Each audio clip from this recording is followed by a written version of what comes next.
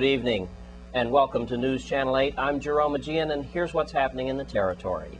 Unfortunately, we have bad news to report on the 16-year-old jockey who recently won his first horse race as he followed in the footsteps of his father. He was innocently gunned down in a hail of bullets recently in the Harvey area of St. Croix. News Channel 8's Wes Small files the report. Very bad news to report today. As I stand here at Juan Louis Hospital with spokesperson Rashidi Clements, the news is not good for 16-year-old Christian Doolington Soto. His father just now being consoled off camera as the news just came in that he passed away. He was shot recently in the Harvey area, and he had held on for about 2 days, Rashidi. Well, here at the hospital, we did everything we could possibly do for young Mr. Soto. He was a promising young man, a well-mannered individual. Happened to see him win his first horse race on Sunday, and to hear that news later on in the evening was really traumatic. I think this has affected everybody, the entire community, and as far as the hospital goes, we did all that we could do, from the doctors, the nurses, to the patient advocates, and it takes a group effort to deal with situations like this. And the patient advocates as well, they play a major role when you have incidents like this in terms of counseling, in terms of whatever it is they can do to help ease the pain of situations like this. And sometimes they're the unsung heroes. We often think hospital, we think doctors and nurses, but the patient advocates in roles in times like these, their positions are critical. All right. Meanwhile, the killer is still out there. You might remember a 27-year-old was shot multiple times as well. 17-year-old was grazed in the back. We have reason to believe that young Mr. Soto was not the intended victim. We'll let police investigators deal with that. Meanwhile, if you know anything about this crime that happened on Sunday night right after the horse races that took the life of this young teenage jockey that won his first race, you need to call 778-2211 or 911. All calls will be kept confidential. Let's get these guys off the streets.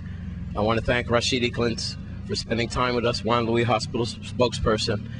And as we grieve with the Soto family, the entire Eastern Caribbean grieves with that family this evening. Here at Juan Louis Hospital, I'm Wes Small for News Channel 8. And in other news, a recent murder suspect is in custody this evening on St. Thomas. News Channel 8's Lee Carl has this story and other police news as well. It's been a while since this case was on the docket, and authorities now have arrested a suspect in last year's deadly shooting at Magens Bay Beach. The 22-year-old Tutu man was already jailed in connection with a string of gun crimes. Joel Vickers was arrested Monday afternoon, charged in the shooting death of Dennis Garaspi, September 30th, 2007. The attack, by the way, caused widespread panic during a Sunday afternoon at a crowded beach. Well-known beach, of course. A Superior Court Judge Leon Kendall sealed the case file without explanation Tuesday before advising Vicker of his rights. But the arrest resulted from a ballistics examination that matched the bullet that fatally wounded Garaspi. It was a .40 caliber Taurus handgun police said they took from Vickers in the aftermath of the shooting. That, according to the Justice Department spokesman Sarah Lazima, she tells us the police officer shot Vickers after the outbreak of violence at the beach, and Vickers was arrested after 2 days of recovery at the Snyder Hospital on charges of possessing an illegal handgun. Judge Kendall released Vickers on an unsecured bail and bond after his initial arrest on a gun charge almost a year ago. On Friday, though, in light of the ballistics results, Kendall signed a warrant charging Vickers with first-degree murder, felony murder, first-degree assault, third-degree assault, and possessing an unlicensed firearm. The warrant set the bail at $100,000, but Vickers remains bound by two other orders remanding him to custody without option of bail in unrelated cases. He was charged at the end of March with robbing two women at gunpoint behind the Tutu Park Mall.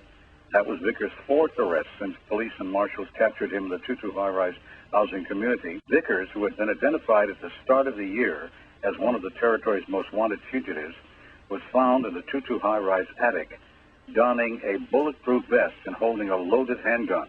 Aside from the armed robbery at the mall, Vickers awaits trial in 2 cases charging him with robbing people of their jewelry way back in November 2007. And several other officers were attending a party at a beach. This is the Megan's base, heard gunfire and saw Karasty clutching his stomach as friends helped hold him up. And the 2 officers saw Vickers with the boy on the side of the road leading away from the beach. Of course, the rest is history here. So that suspect arrested in a fatal shooting way back in 2007 at the Megan's Bay Beach. Meantime, you're wondering what happened to that ATF agent that shot a man who was his neighbor at Mahogany Run condominiums. Well, Bureau and Alcohol and Tobacco Firearms Explosive officials had pulled one of their active duty agents who shot to death his upstairs neighbor and put him on administrative leave. The spokesperson for the Bureau on Tuesday said the agent is on paid leave for the course of the internal investigation Sunday in the shooting that left 44-year-old Marcus Succo fatally wounded outside his home. In St. Thomas, Lee Carl for News Channel 8.